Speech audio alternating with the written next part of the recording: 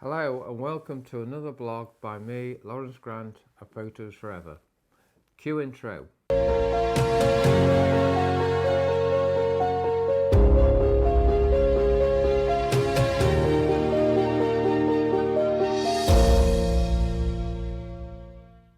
Today I'd like to just share a little insight into the battery powering of the Canon camera.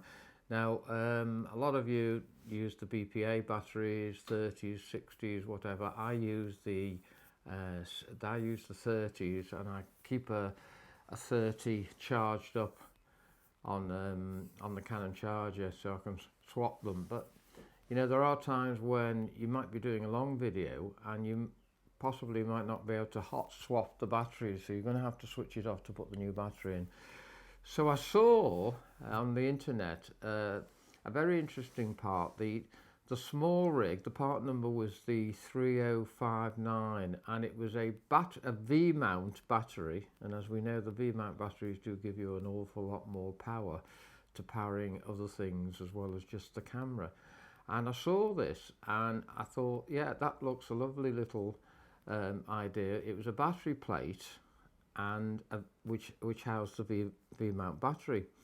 Now the V-mount battery had an output. Usually it uses the D-tap connection, which is that. You're probably familiar with that. And I thought, that's okay, but what happens if I want to power up other things and the battery might not have all the sockets? So I might want to power up a DC wireless microphone or a DC monitor, which is what I use all the time here.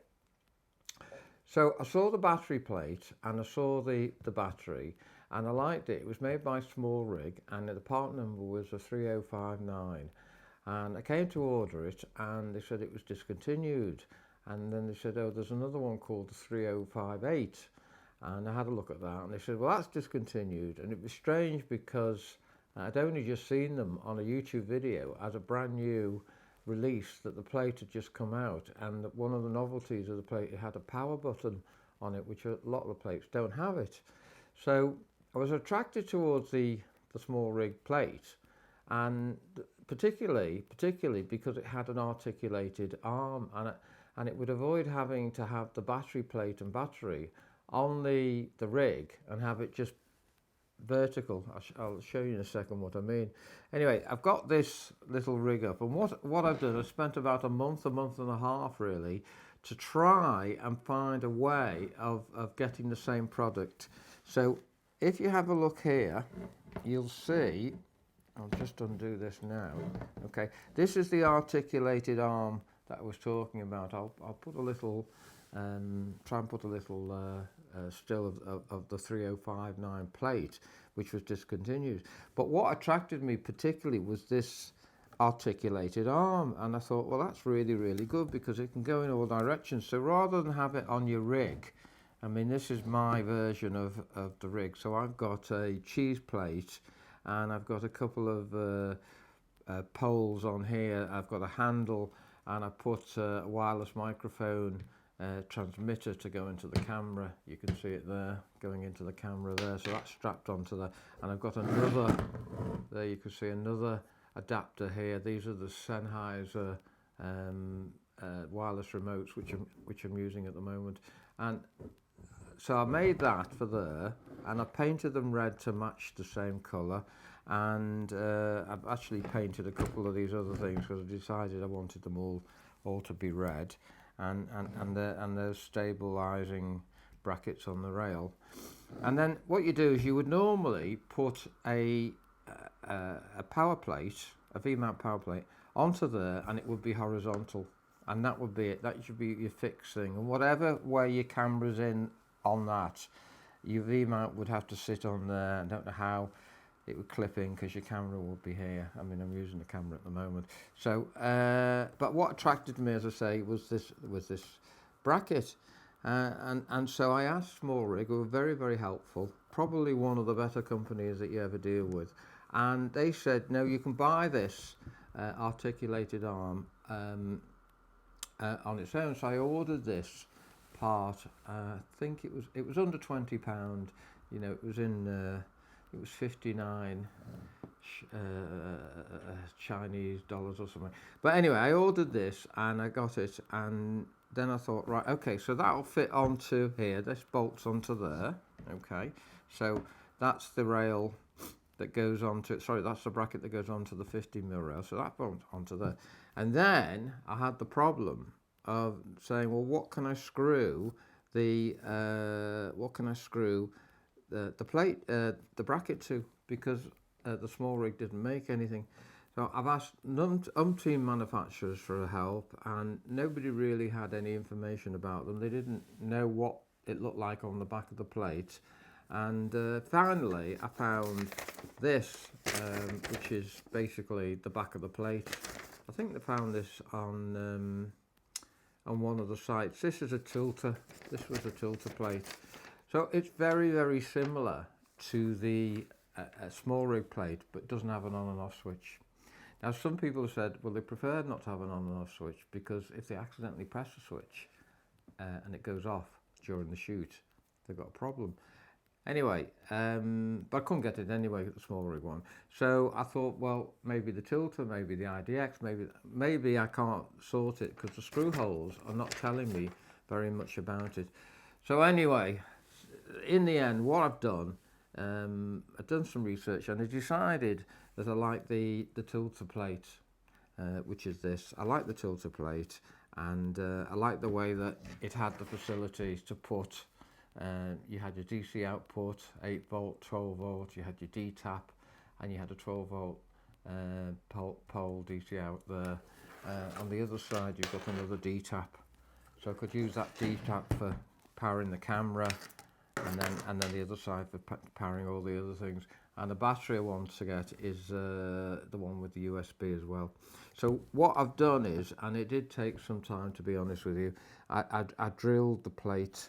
Well, no, I didn't drill the plate where the screws are. I kept the position of the screws, obviously, but what I had to do is I had to modify this plate in a way. It's not quite straight, it's not perfectly straight, but it's as straight as I could get it. So I had to elongate the screws in this small rig plate, and then file it and drill it, and eventually I've managed to do it, and I've just given it a quick spray, and I finally got it on there. So now, effectively, after about a month, 5 weeks, something like that, I've finally got what I wanted, which was a battery plate, a distribution battery plate with an articulated arm, which as I'm showing you today. So there it is, and then if you can imagine, I'm going to use this now. So I'm going to probably, I wouldn't want it straight. I probably want it, down here. So all I need to do, I've positioned it so that the tightening bracket is down underneath, because I thought it might be a bit awkward to try and tighten it while particularly if you had that, it'd be very difficult to try and tighten it that way. So I've reversed that round, and now if I tighten that, I can get a nice position of whatever I wanted to do. So if I want to get it out the way of the camera, I can pull it there. I can get it down there. I could even drop it down there, completely out of the way. So I would have thought that sort of position would have been ideal. And then all I can do then is I probably throw a D-tap onto there, and then plug in the camera, and then the various things I'll show you again. I'm going to power a monitor, and I'm going to power a wireless transmitter, which is sending out the data, so I can see, or other people can see what's going on. In the meantime, as I say, I haven't quite decided what I'm going to do about the battery. I've got my eye on one particular one. It's got 2 D-taps and 1 USB, and I think that'll be perfect because we've got all the other facilities here. I've got the 8 volt, which I could power the Harleyland transmitter. A 12 volt could do the Ninja V, no problem. So it's given me all the flexibility I want. And I just remembered I had this, which is a V-mount conversion plate. So it's got the V mount there, and then it's got the Sony MPF battery facility on there. So I think I bought this for one of the lights I was using. It's not going to last long on a light, but it'll last a lot longer. And then a couple of batteries. These are just random. This is a SWIP battery that's got the power consumption lights on there. This one's just one of the basic lights batteries that I get. It doesn't tell me how powerful, it just runs out, which is a bit of a bummer. But anyway, so they go onto that, he says. Let's see. Okay, they go onto that. I know they're a bit odd. And then it shows you on this, I don't think this was particularly expensive, £15 maybe, and it shows you the lights there. It shows you the lights, so it shows you how much power is in there, which is useful. And then, assuming this is going to be a V-mount one, well, it's a V-mount alteration of a V-mount, but basically you can then just V-mount that onto the V-mount your thing, and there you go, and there's your powered up. So that's all your power for your rig. So as I say, that can be moved in any direction. Obviously it's going to be a bit heavier now, but you can move it down there. You know, you just might not want it in the way of your camera, because your camera's there. I'm using the Manfrotto 294 plate system on a lot of them. So I reckon, looking at that now, I'll just turn it round, that I would tighten that up, and that would be my rig up. So there you go. In fact, it's got a light, never noticed, but it's got a light on here. So that tells me I've got full power, and that's telling me I've got full power, and obviously the battery will tell me the indication. Usually they have a 1 to 4 indication that will tell me. So really, I'm looking forward to getting the battery and seeing how these MPF Sony batteries, this is a SWIP battery, and they're not cheap. I'm just wondering how long that will last. They last no longer than the cheaper basic ones, but they will last longer, obviously, you know, for years and years and years. They'll last longer. They won't start to lose their capacitance. But 2 of those, so my next objective is that 2 SWIP batteries, or 2 good quality batteries on this plate, might be worth a test to see how long they last, and then put a V mount, something like a 98 amp hour, a V mount on there, and see how that lasts, and see how long, you know, a BPA lasts on a Canon. So if anyone's got any information, and I've done the test already, it'd be great to see what they come up with. I would reckon, even though the BPA 30 lasts, what, an hour and a half, that sort of thing, I would like to see how long it would last for with a V mount, powering, say, the monitor and the wireless. How long would that take? And if you've got any information, as I say, please leave that down below, and I'd be really interested to see. So the next thing is I'll do a little post with another camera, and I'll set up the camera with this when I get the V mount. So there you have it. There's the rig up.